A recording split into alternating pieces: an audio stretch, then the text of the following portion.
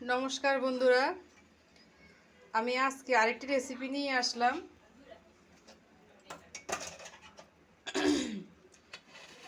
রেসিপিটি হচ্ছে আজকে রান্না করব কাতল মাছ দিয়ে লাউ ঘন্ট। তাহলে চলো আমি কিভাবে করি তোমাদের দেখিয়ে দিচ্ছি।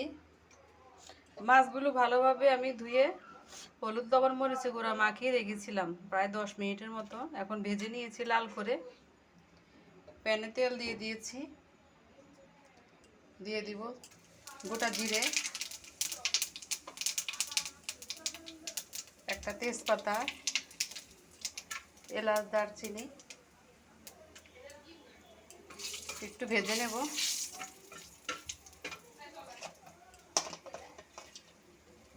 পেঁয়াজ কুচি,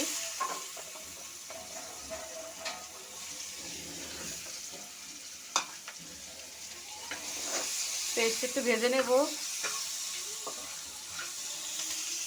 পেস্টটা প্রায় ভাজা ভাজা হয়ে গেছে, দিয়ে দিচ্ছি পরিমাণ মতো লবণ,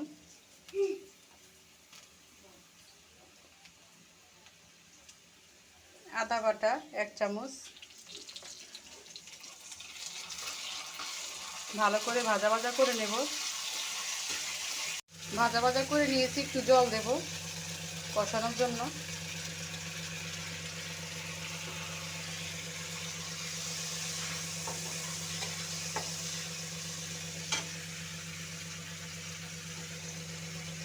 এখানে আমি 1 চামচ হলুদের গুঁড়া, মরিচের গুঁড়া, জিরার গুঁড়া, ধনে গুঁড়া নিয়েছি। এখন দিয়ে দেব।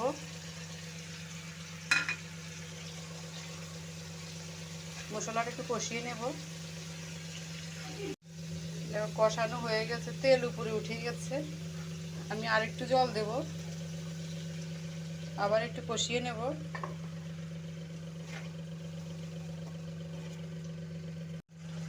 কষানো হয়েছে, এখন এই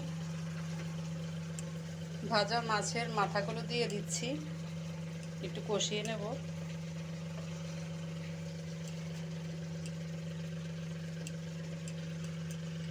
একটু কষিয়ে নিলাম। এখন এই কেটে রাখা লাউগুলো দিয়ে দেব।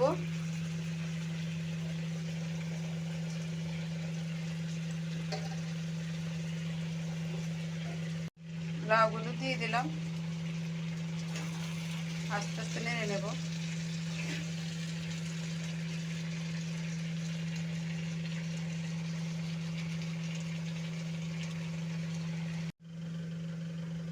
এখন ঢেকে দেব। ঢাকনিটা উঠিয়ে নিচ্ছি। দেখো প্রায় হয়ে গেছে, উপরে তেল উপরে উঠে গেছে, লাউটা সিদ্ধ হয়ে গেছে।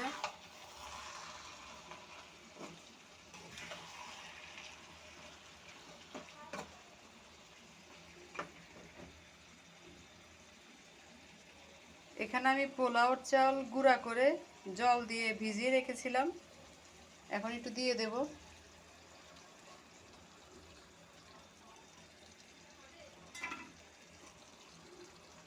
পোলাও চালটা দিলে একটু অন্যরকম স্বাদ হয়।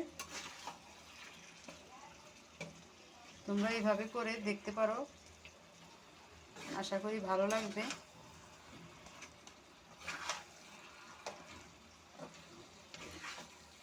প্রায় হয়ে গেছে,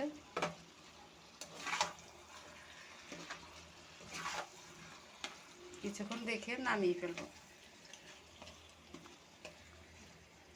এখন একটু ঘি দিয়ে দেব 1 চামচের মতো।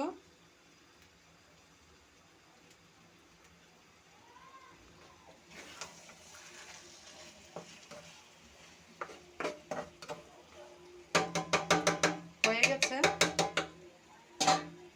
একটু ঢেকে দেব 2 মিনিটের মতো। 2 মিনিট হয়ে গেছে, ঢাকনাটা উঠিয়ে নিচ্ছি। হয়ে গেছে, নামিয়ে ফেলবো এখন।